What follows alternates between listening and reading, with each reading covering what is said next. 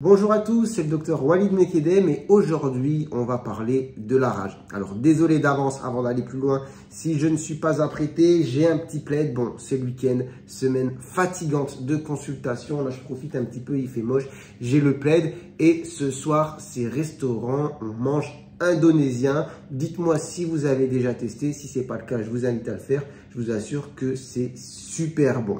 Et en parlant d'ailleurs d'Asie du Sud-Est, c'est marrant, eh bien on va parler, comme je l'ai dit, de la rage. Et c'est vrai que c'est une maladie qui est très présente dans cette partie du monde. Mais si je fais cette vidéo aujourd'hui, c'est surtout parce que dans l'actualité, j'ai vu malheureusement qu'une femme est décédée en France de la rage. Et ça, c'était du coup, il y a ces jours-ci, il n'y a pas si longtemps que ça. Et oui, la rage, ça existe encore et ça fait énormément de victimes. Même si chez nous, on n'entend pas parler souvent de ça, sachant qu'on est quand même le pays de Louis Pasteur. C'est quand même Pasteur qui a inventé le vaccin contre la rage. Bon, en France, on est quand même indemne de cette maladie. Quand ça arrive, bon, ça fait l'actualité. Mais il faut savoir que dans le monde, ça fait des dizaines de milliers de morts chaque année, environ 60 000. Donc, vous voyez, c'est pas rien du tout. Et si un jour, d'ailleurs, vous décidez de voyager dans des parties du monde où la rage fait rage, justement, sans faire de mauvais jeu de mots, eh bien, vous serez sûrement confronté, justement, à cette question, est-ce que je dois me faire vacciner ou pas? Et d'ailleurs, est-ce que je dois faire quelque chose en particulier si je suis confronté là-bas à des animaux, si je me fais mordre, si je me fais lécher, enfin bref. Et c'est pour ça que, du coup, je vais faire cette vidéo. La rage, c'est quoi? Comment ça s'attrape? Qu'est-ce qui nous arrive si on l'attrape et qu'est-ce qu'on peut faire justement pour l'éviter? On va faire un petit peu le parallèle sans entrer non plus trop dans les détails par rapport à ce qui s'est passé avec la femme qui est décédée en France de la rage. Elle s'était fait mordre ou griffer, je ne sais pas exactement, par un chat au Maghreb et elle est décédée du coup quelques semaines plus tard en France. Et ça nous permet de comprendre quoi? Que la rage, ça peut s'attraper et mettre du temps à se développer. Et cette durée d'incubation, elle peut durer quelques jours, semaines, mois et ça peut aller jusqu'à 1 an. Et c'est pour ça qu'il y a quelque chose qui nous arrange bien, c'est que le traitement post-exposition est très efficace. C'est-à-dire que si on a été exposé, qu'on a été mordu et qu'on est pris en charge à temps, on peut éviter la catastrophe. Du coup, la rage, c'est quoi? Et c'est transmis par qui? La rage, c'est une maladie liée à un virus qui va se trouver dans la salive de certains animaux.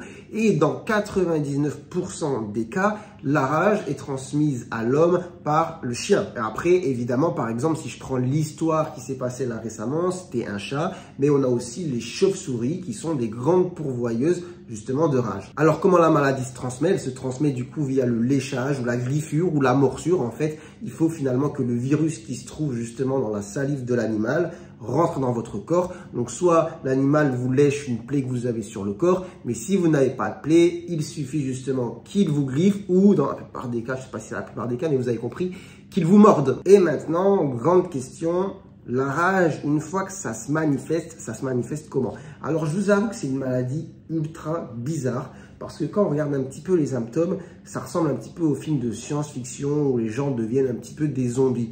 Donc, c'est un virus neurotrope, donc qui va s'attaquer au système nerveux et qui va nous donner à un stade évolué de la maladie des symptômes très bizarres comme par exemple l'hydrophobie, c'est-à-dire des spasmes involontaires que vous allez avoir au contact justement de l'eau ou à la vue ou au contact de l'eau. Et on a même la même chose avec les courants d'air, ce qu'on appelle l'aérophobie.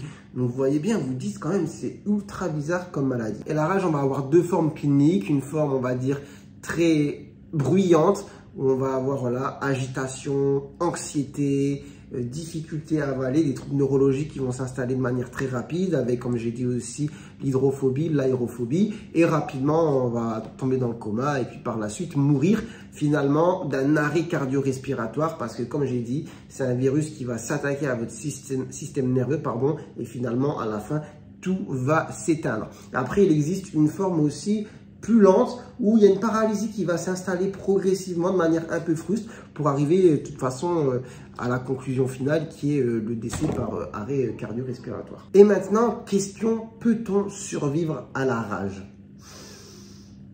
Bah franchement non. Donc c'est vraiment ce qui est horrible avec cette maladie, c'est-à-dire qu'une fois que la rage se manifeste cliniquement, vous avez les symptômes que j'ai évoqués, c'est terminé.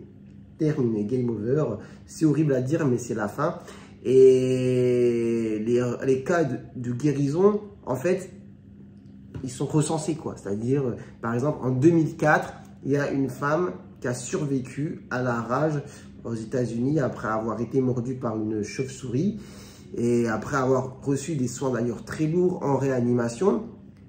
Mais voilà, c'est un cas exceptionnel de chez exceptionnel. C'est-à-dire que, en gros, la règle, c'est vous avez la rage, vous développez les symptômes, c'est terminé, on ne peut plus rien faire.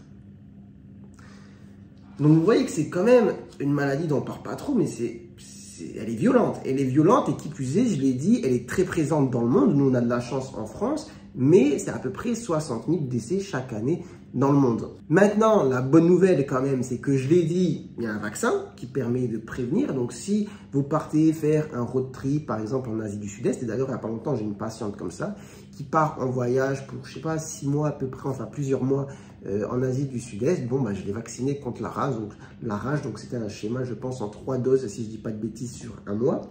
Et après, il y a le traitement aussi post-exposition, c'est-à-dire si vous n'avez pas jamais été vacciné contre ça et que vous vous retrouvez à vous faire mordre par un chien dont vous ne connaissez pas du tout l'origine, etc., eh bien, il y a un traitement post-exposition qui va se faire par injection justement de vaccins et de sérum antitétanique. Et ça marche très très bien et comme je l'ai dit, rappelons-le, c'est made in France. Nous, en France, on est quand même indemne de la rage transmise par les mammifères non volants, donc les chiens, les chats. Donc, comme je l'ai dit, c'est quand même grâce à la vaccination antirabique, mais ce n'est pas le cas partout dans le monde.